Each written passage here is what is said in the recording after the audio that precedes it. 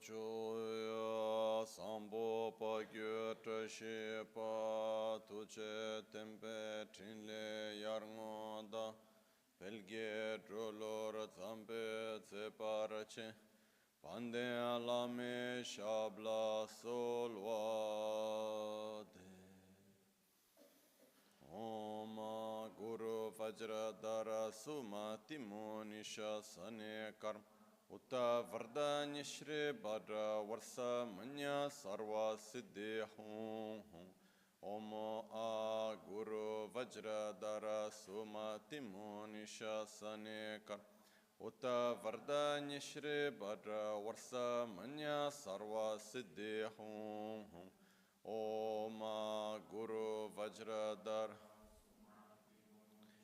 Sane Karma Uta Vardanya Shri Bhadra Varsa Manya Sarva Siddhi Hum Om Guru Vajradhara Sumati Monisha Sane Karma Uta Vardanya Shri Bhadra Varsa Manya Sarva Siddhi Hum Om Guru Vajradhara Uta Vardanya Shri Bhadra Varsa Manya Sarva Siddhi Hum Om Guru Vajradhara Sumati Monisha Sane Karma Uta Vardanya Shri Bhadra Varsa Manya Sarva Siddhi Hum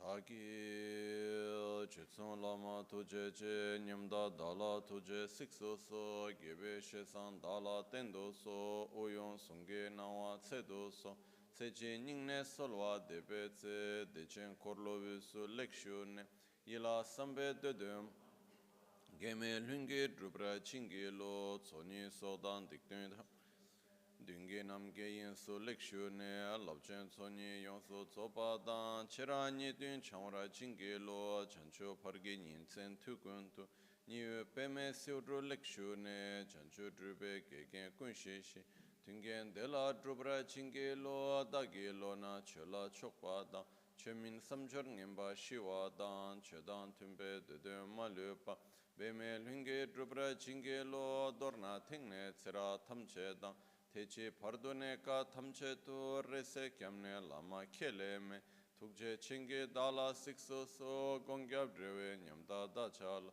Jetsun Lame Tuche Rab Gongne Kudan Sungi Nawa Dral Me Tu Nyamsu Nyongwe Kesan Tobra Sho Kewa Kundu Yanda Lama Da Drame Cheki Pela Longche Chin Sadan Lamge Yunde Rabzone Dorje Change Kopa Nyur Tobu Sho Pakyuke Kudan Dagi Lu Pakyuke Sungdan Dagi Nga Pakyuke Tukdan Dagi Yi Ten Yerme Chiktu Chingi Lu Makyuke Kudan Dagi Lu Makyuke Sungdan Dagi Nga Makyuke Tukdan Dagi Yi Ten Yerme Chiktu Chingi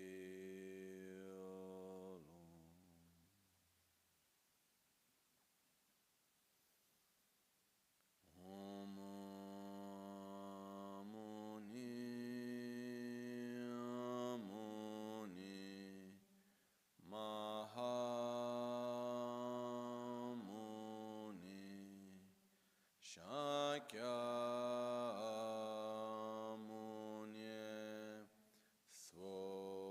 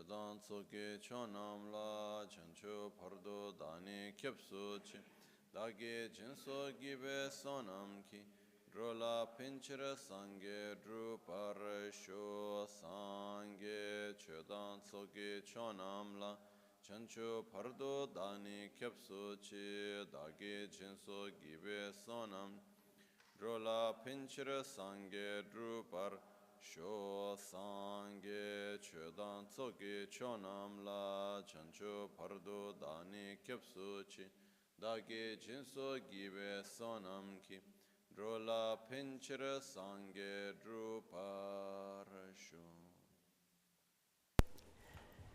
In the Buddha, Dharma, and Sangha, I take refuge until enlightenment.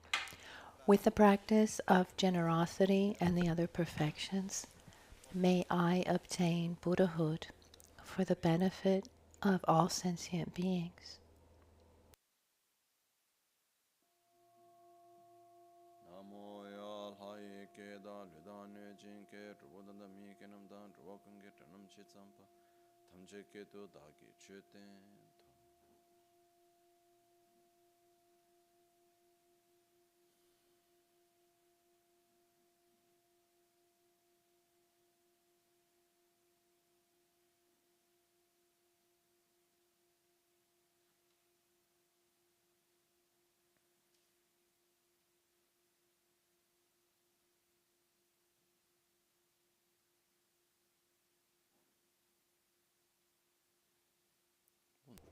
Good morning.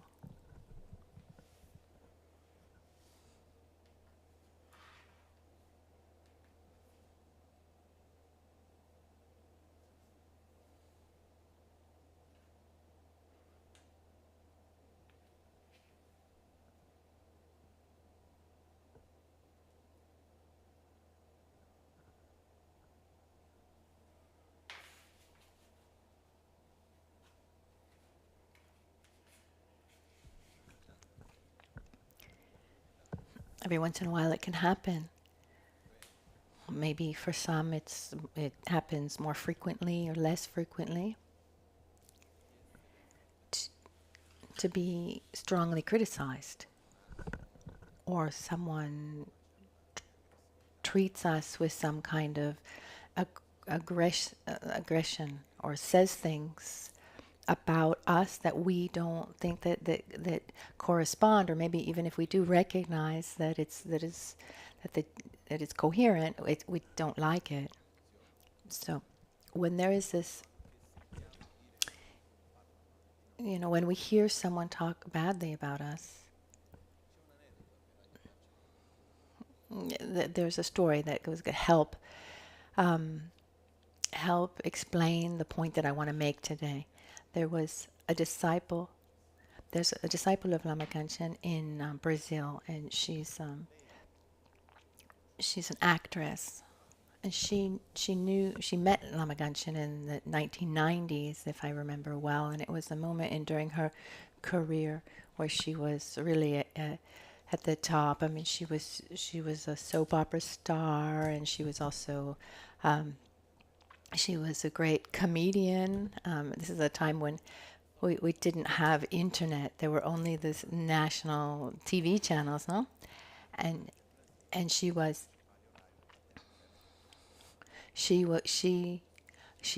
on the most watched soap opera in the evening, and in Brazil. This is something that she told publicly, so it's not something that I can't say. So it was a time in my life when I had really realized.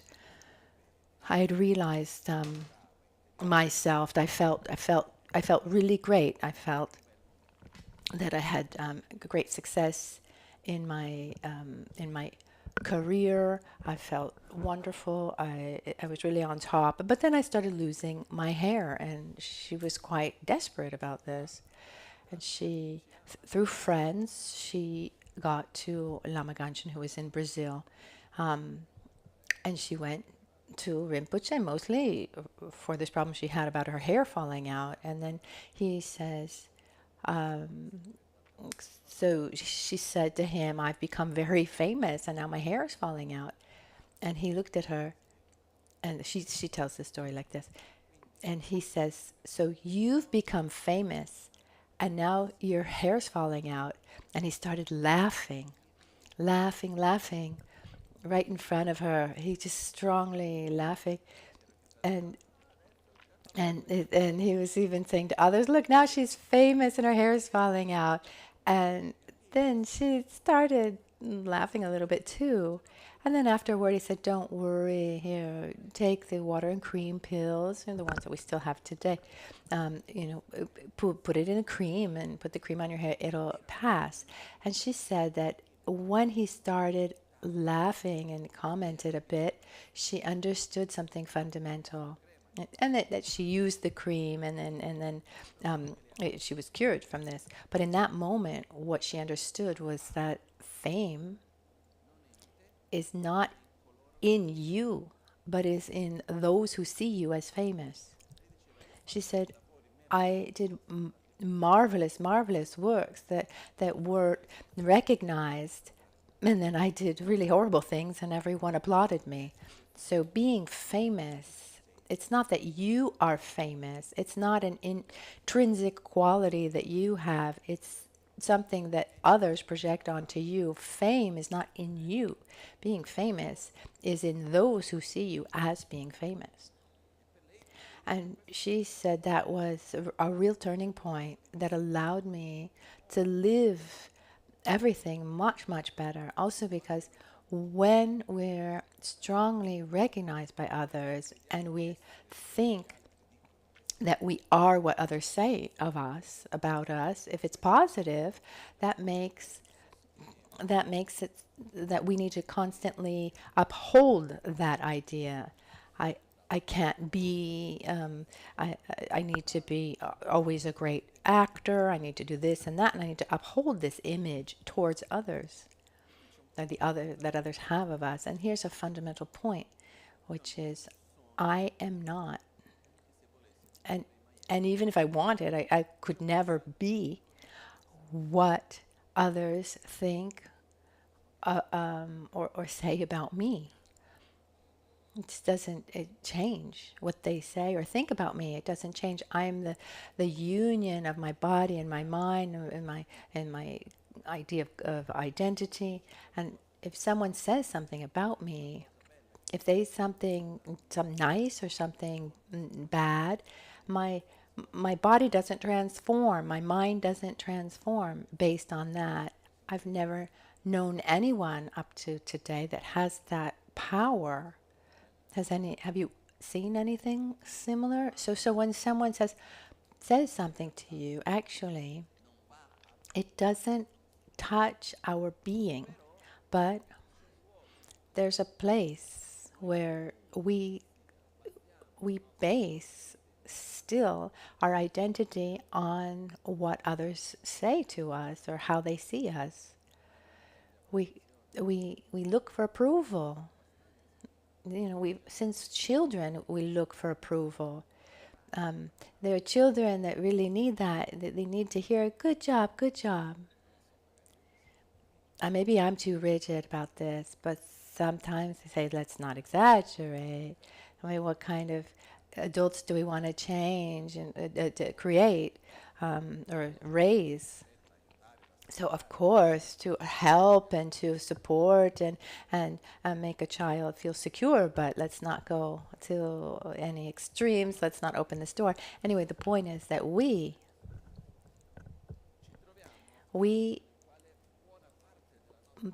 most of our identity of who we are, we project it onto how others see us. And the worst is that, not that one is upset if someone criticizes us. That stays with us because yesterday this person said this, 3 years ago he said that, but how did he just allow himself to say such a thing? There, for me, there are two very simple rules. When it's actually one with two possibilities. When you put something in your mouth, something that has a bad taste, what are the two possible attitudes to have? You keep it in your mouth, or you spit it out, or you swallow it.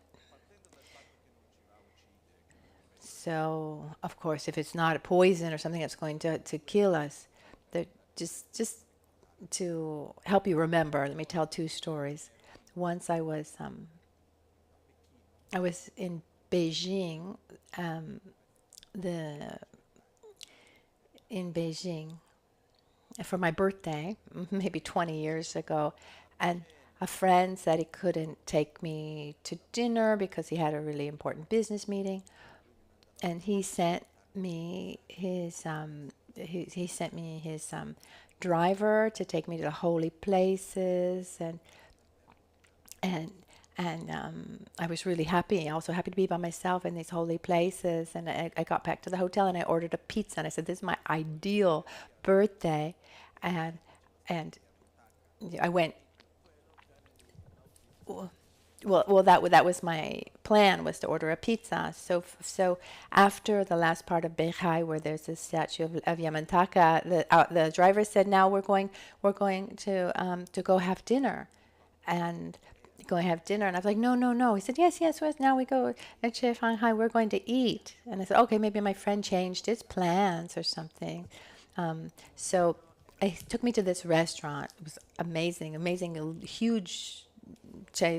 It was a huge restaurant, and it was many, many, many levels, many floors. And the ground floor was very simple. And as you went up the restaurant, the various floors, it just became more and more elite, expensive, chic. And so at this top floor, there was this like beautiful table, and then there were two men who were waiting for me. It took about 40 minutes for me to understand that these were actually friends of my friend who had come to celebrate my birthday with me. Anyway, so I had the menu. There was just a photograph, and then there was the price. I couldn't understand anything. And then they said, "This is really, really delicious." I said, "Okay." And then they made me understand that the smell wasn't good, but it was good, and it was a kind of mushroom. The image that comes to my mind just spontaneously when that mushroom was like a small room full of a small closed room full of stinky tennis shoes. I have no idea what it was, but the smell was so bad. The only like the reasoning I had was, okay, the longer I keep it there, the more I'll suffer for this bad smell. And I didn't want to be disrespectful, of course. So, I'll the quicker I eat it, the less I'll suffer from the smell.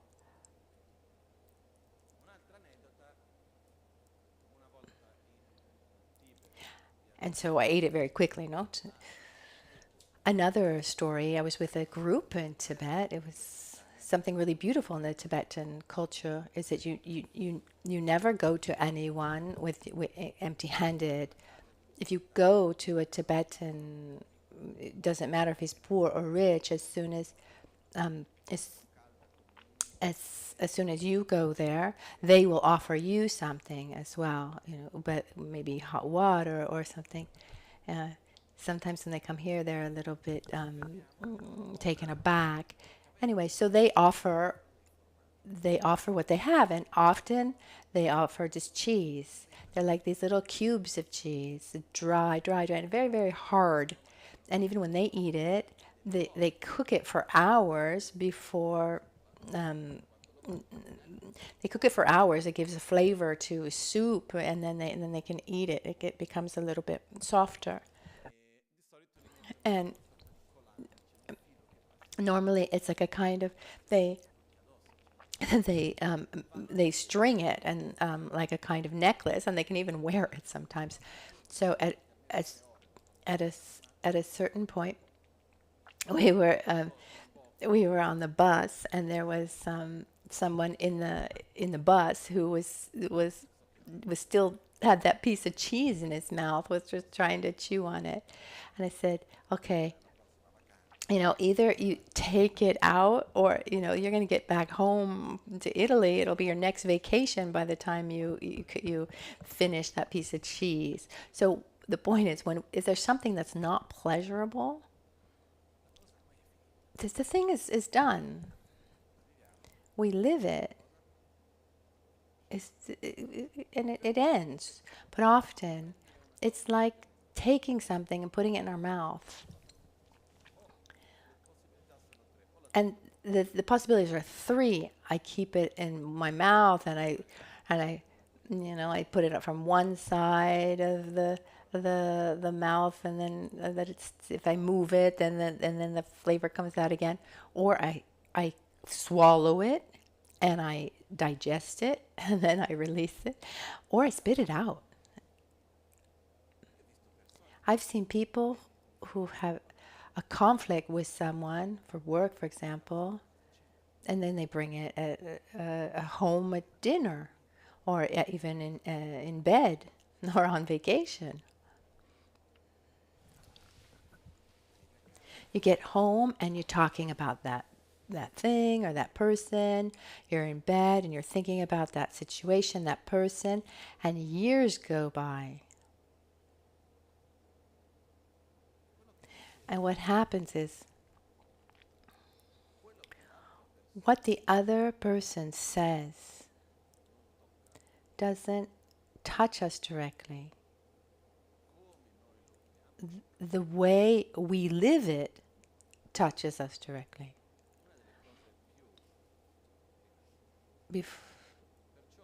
So what happens is, the way someone else behaves impacts me, of course, but how I live it has much more impact on me. We're not a mere victim of what happens. When someone is aggressive, the one who suffers in front of aggression is the one who receives that aggression, but also the one who is acting with aggression. I mean, violence is so harmful. The one who acts violently, and I'm not saying here, oh, the poor one who's acting violently, but it's just not. It's not to our benefit to stay full of resentment and to remunerate constantly. Oh, that time you did this and did that. Sometimes one does that because somewhere, how can I say?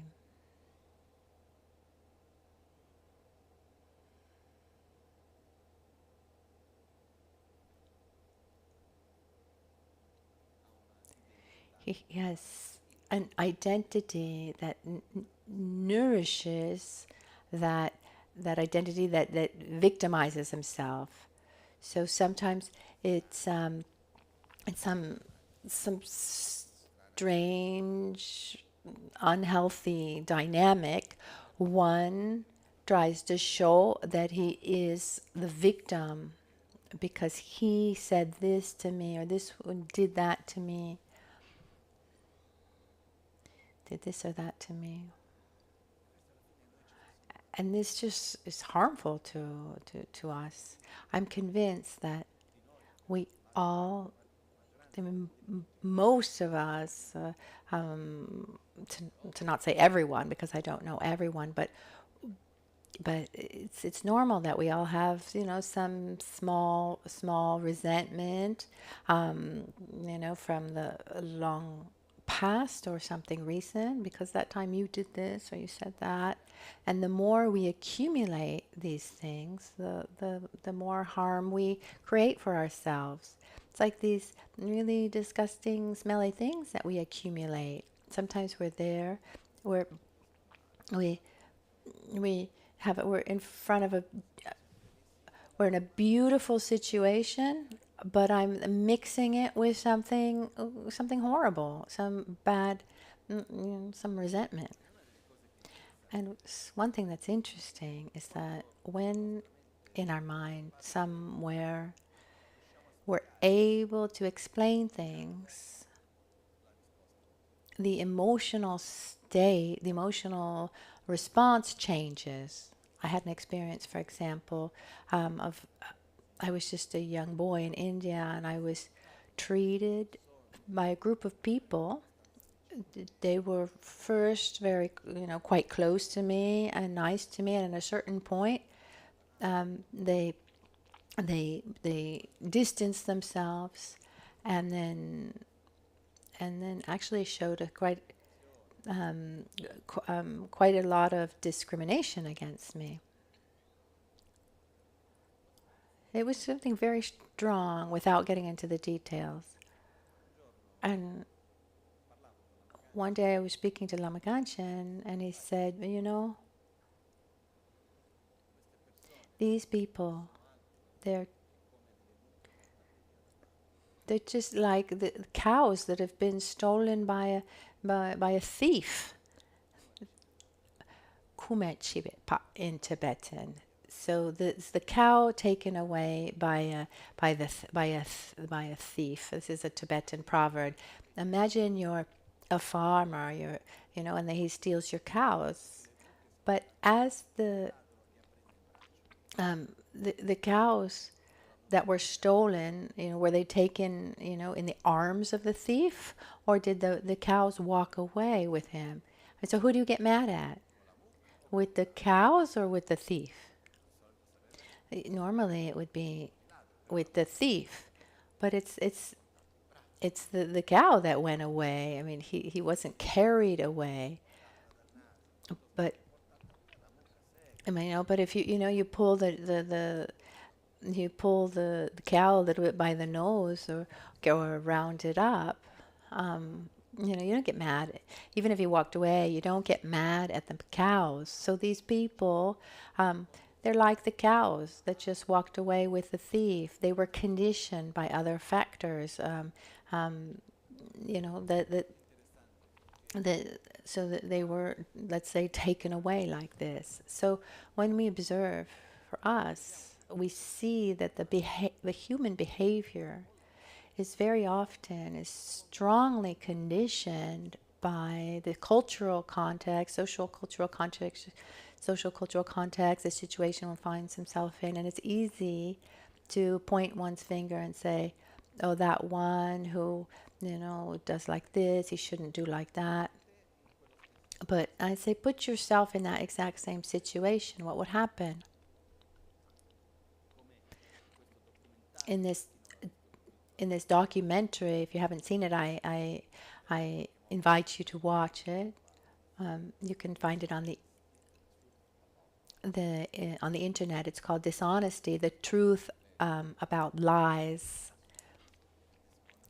Dishonesty: The Truth About Lies, and it's a documentary from a researcher on human behavior, and the question at the basis is, how do humans try to cheat others? And he did a lot of research, and at the end there's this scene.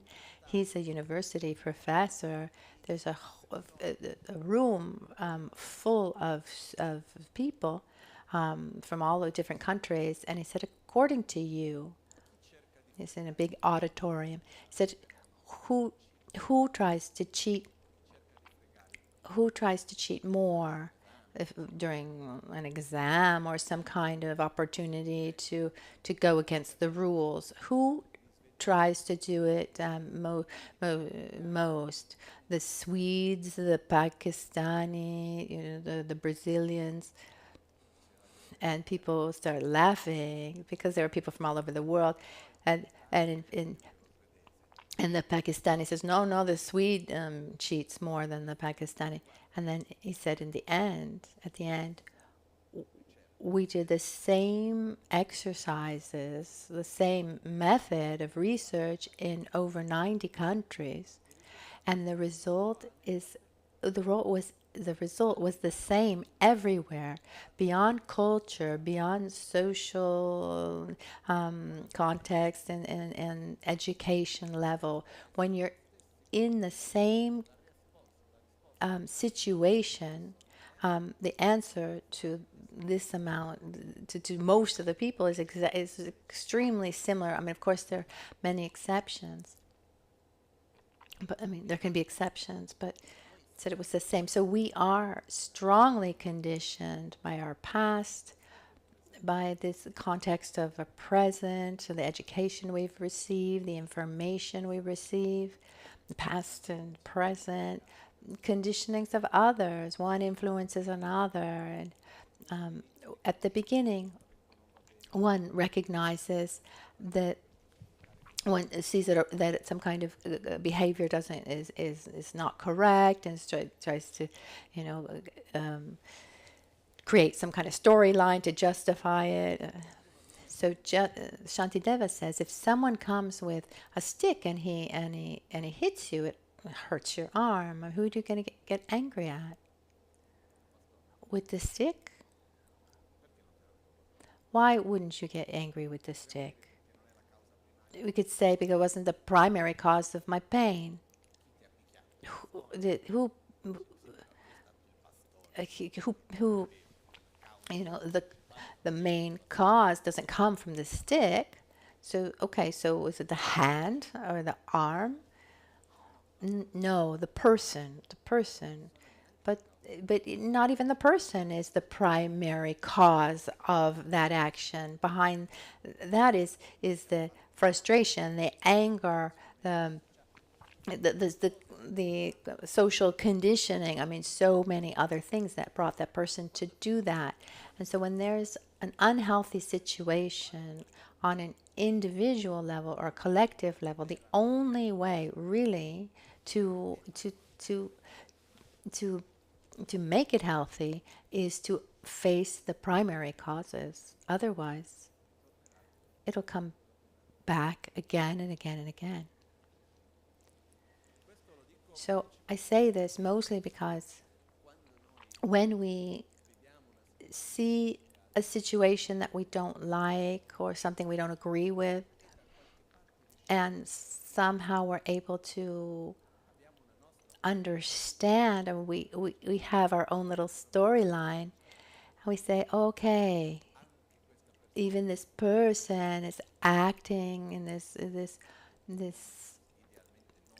horrible way. Ideally shouldn't do it, but that's not the primary cause. You know, he is also, quote unquote, victim of other factors. And then when we see this, our inner reaction changes.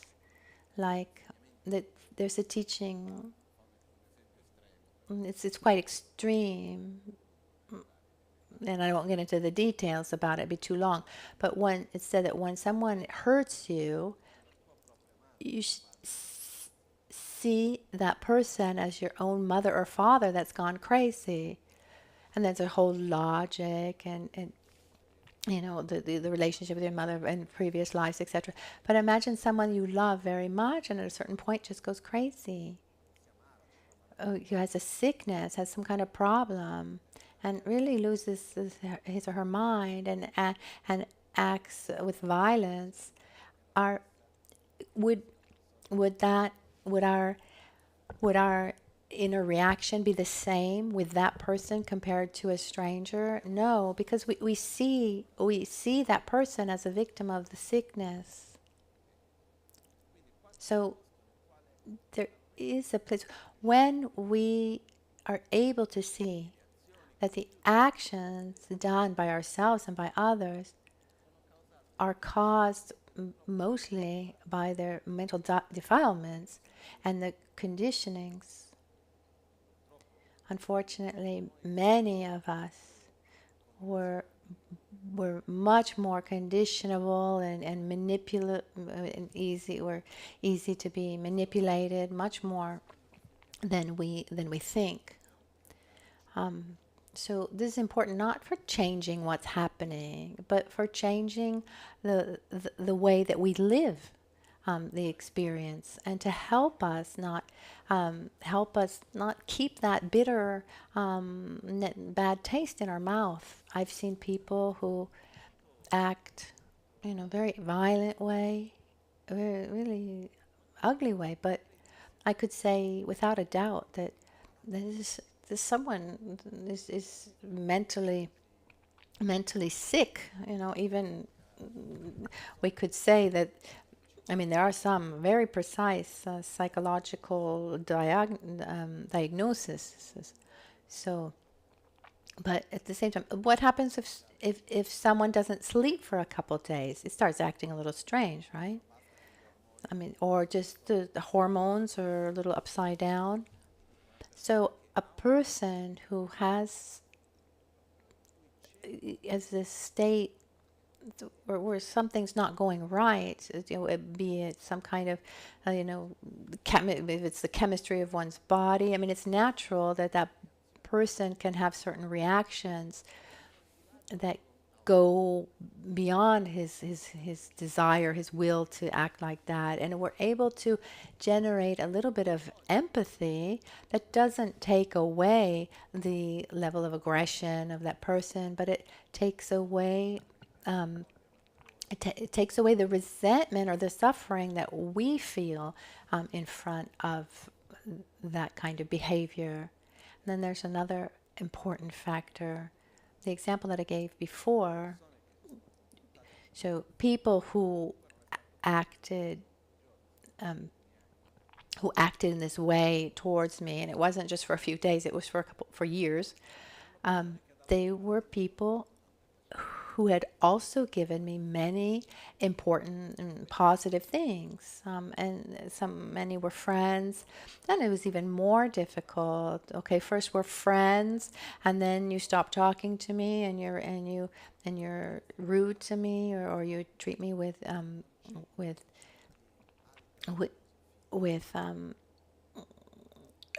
you treat me aggressively. So this it doesn't sound like high philosophy, but it's really true. One thing is one thing, and another thing is another thing. I'm grateful for what you have given me, and now I'm going to take distance from you because to remove myself from this negative situation. One thing doesn't take away from the other, but if we generalize too much, often it's negative. If you see one person dressed in green who speaks negatively, like, oh, look at all those people dressed in green who speak so badly. One person, one Italian who speaks badly, then we say, oh, all Italians. Not joking. So what happens is, to generalize it creates also aversion where we don't even know. So it's important to try to not generalize, and remember that one thing is one thing and another thing is another thing. So for the beautiful things, thank you. And the interactions that are harmful, I stay away from them.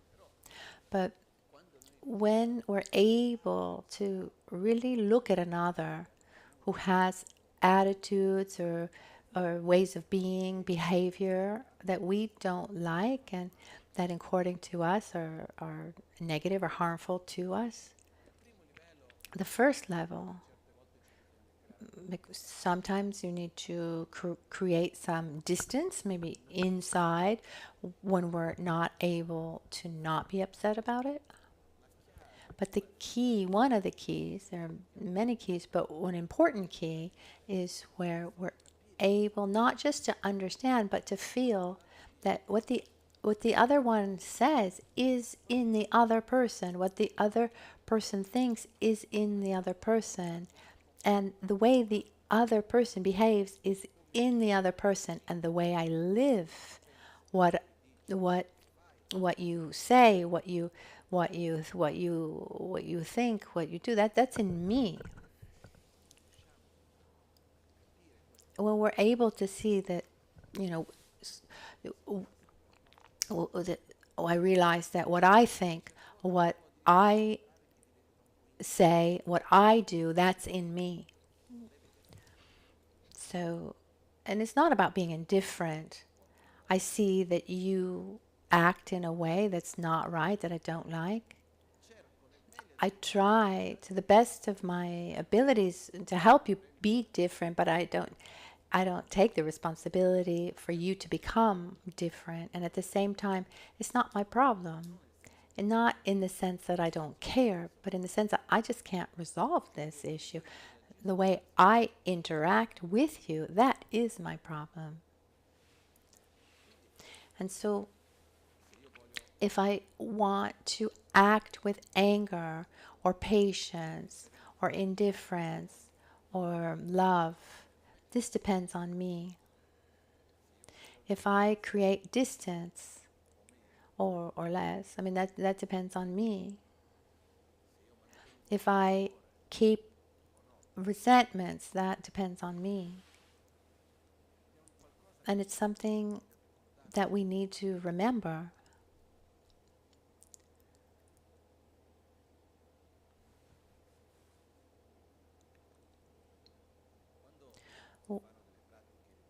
When we do practices of purification, like the mantra of Vajrasattva, one of the functions,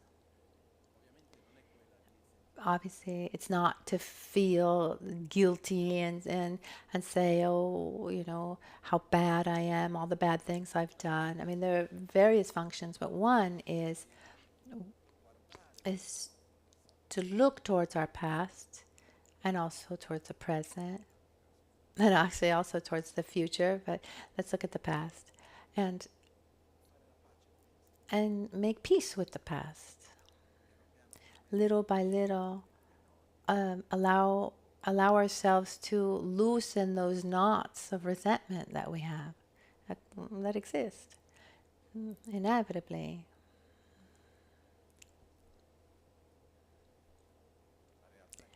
The reality is, the more we interact with someone, the greater the possibility that there are some wounds who who has never had any kind of conflict or wound with someone else. I've never seen that. Even Buddha with Devadatta, Devadatta had with Buddha. It,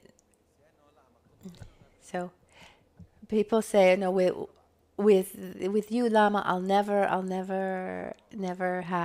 have any conflicts or wounds. I said, okay, let's try. If we're together for years and years and years and stay close, I'm sure. Because the relationships are complex, and naturally we project onto the other our own story. A day that we're a little upside down, who's to blame? The ones who are closest to us. The problem is that we project once, twice, three times, and then that just adds up, and these little wounds remain, and we're attached to them. Sometimes we're not able to let go of resentments out of arrogance, because letting go of arrogance means I wasn't right. It's this pure ignorance, this kind of reasoning, but it happens. When the wisest way is to say, I want to be happy. I want to be happy with others. It's whether I was right or not. It's not for discussion. That's not the point. I talk about what I've lived, but in that specific situation, I'm sure that I didn't do anything. I didn't do anything wrong.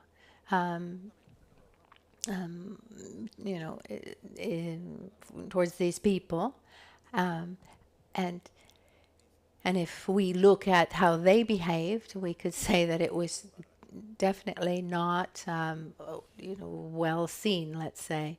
But who was right, who was wrong? But I don't want to keep that weight inside of me. I go forward.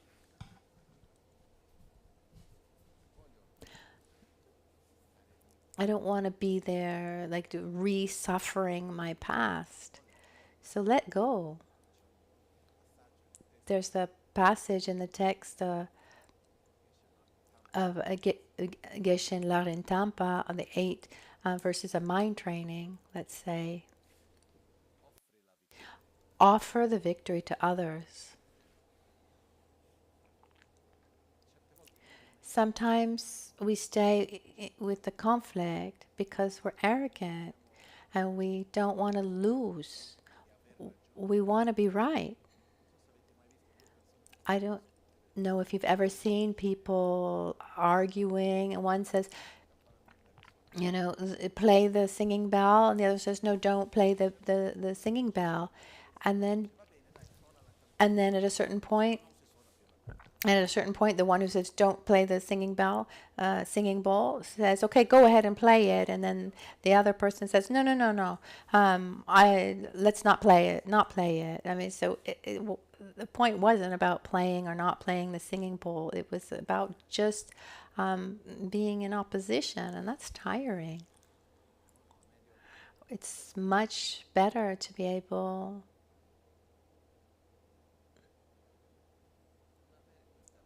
to not have this arrogance of having to be right. And when we say offer the victory to others, it means let go of this idea of having to be the one who's right. That's just the easiest thing to do. And it's what really brings towards the solution. What goes towards harmony? What brings us closer to harmony? And the key, if we look a little deeper, more deeply, is love and compassion. When we're able,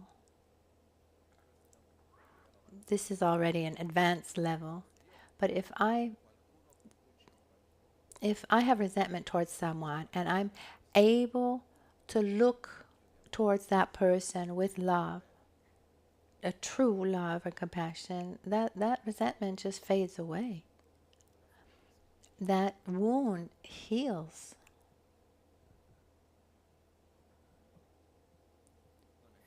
It's not easy, but not even that hard.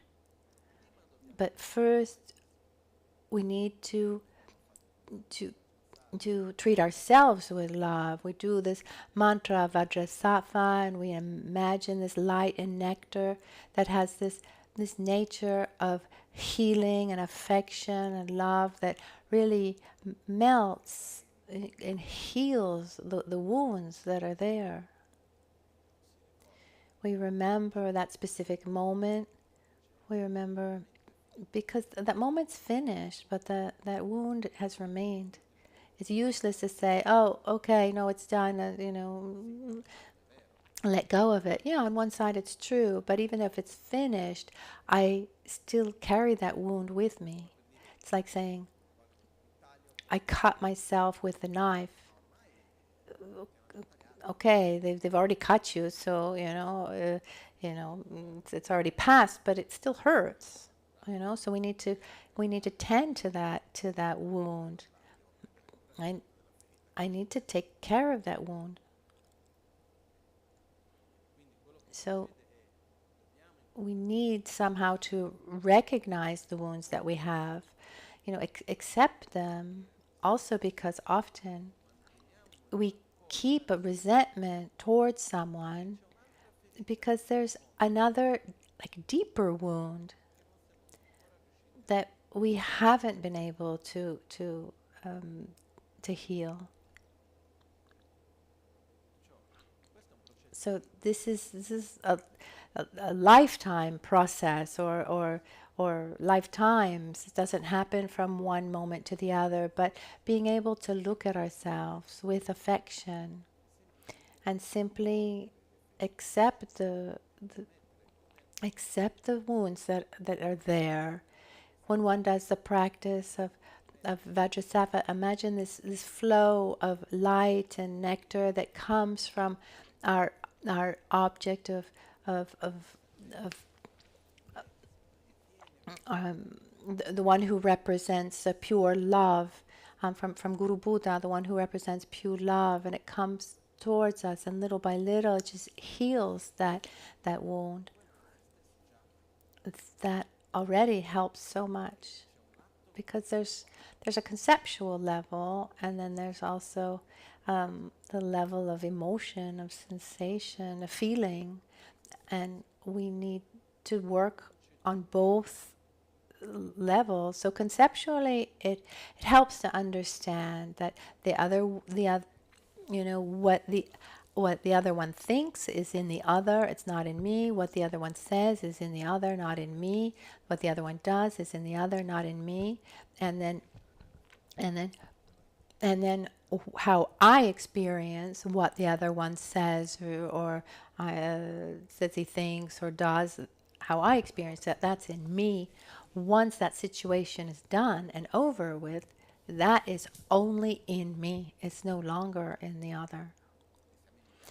And if I want to keep that bitter taste in my mouth, I keep it. And if I don't, then at that point, we need to spit, you know, and also rinse out my mouth well. That was helpful.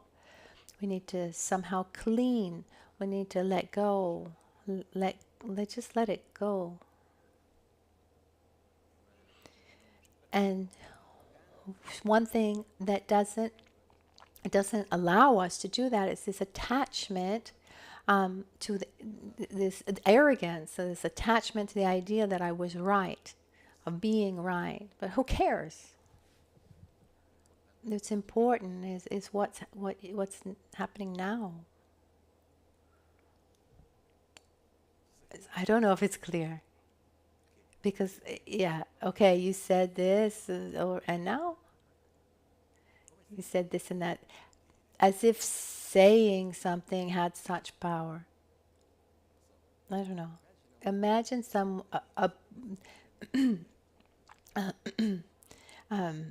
imagine poor,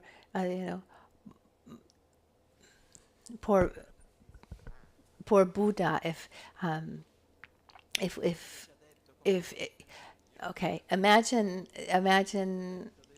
imagine Buddha if he already said, "Oh, I've already told you this. I've already told you about the phenomena, about how phenomena exist. I've already told you how to, you know." So, so poor Buddha. But just saying is not enough. I mean, we need to really let go, and where there are wounds, heal them, and when there's judgment towards other, try to pacify it. As we've already said so many times, we judge actions and not people, to just see what are the primary cause of a conflict, and let's oppose, you know, the primary causes and not the secondary, tertiary causes.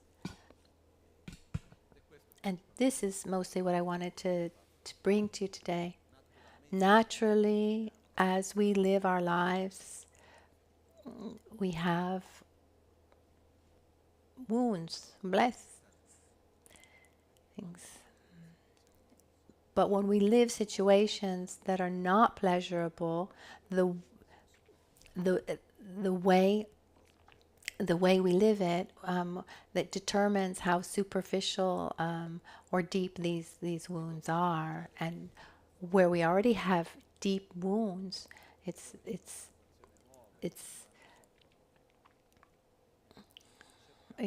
time to really try to heal them, and where it's more superficial, we really try not to accumulate other wounds. So it's not so easy, but at least let's give ourselves a healthy direction. And as a last thing, without wanting to open this subject now, but it's connected. Not only do we have this tendency to create resentment when someone acts wrongly, let's say, we also have this tendency to react similarly, just justifying ourselves,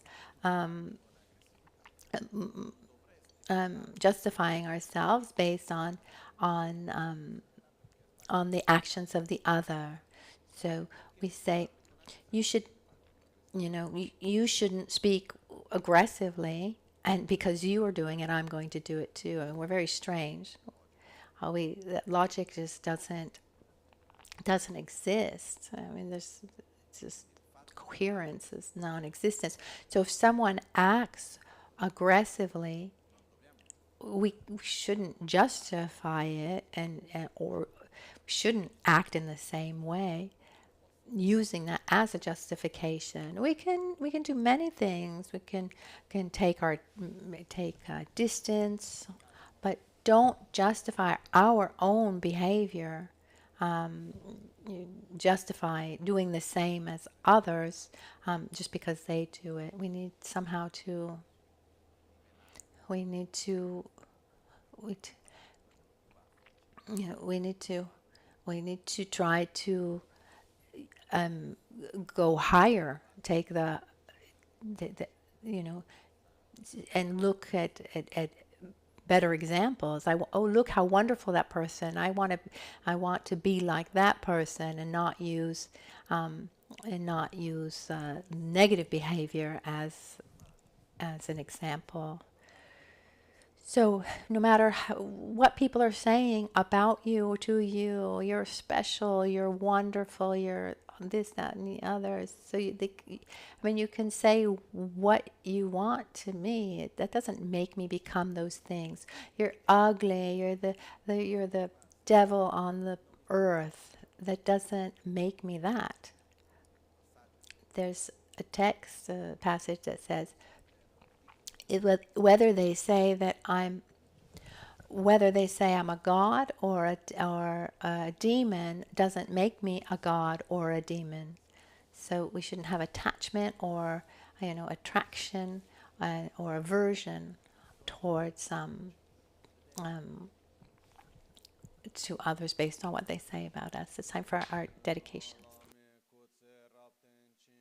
Namkarachinle chokchurge padan losan tempe drume sasumgi drowe munsel taktu ne gyurchi kewa kuntu yanda lama dan dralme cheki pela longche ching sadan lamge yente rabzone dorje changi kopa nyurtoba sho nimo dele tsendele Nime kuyan delekşin ninsen taktu de Kuncho sumki chingi lobo kuncho sumki ngodrubutsol kuncho sumki trashishon. At dawn or at dusk, at night or midday, may the three jewels grant us their blessings. May they help us to obtain all realizations and sprinkle the path of our lives with various signs of auspiciousness.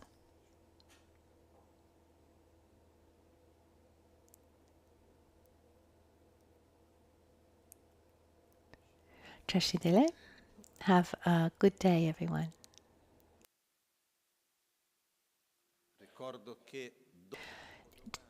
The day after tomorrow in the morning, there is the Guru Puja to celebrate the birthday of Kyabshe Chidran Rinpoche, and I will also be present.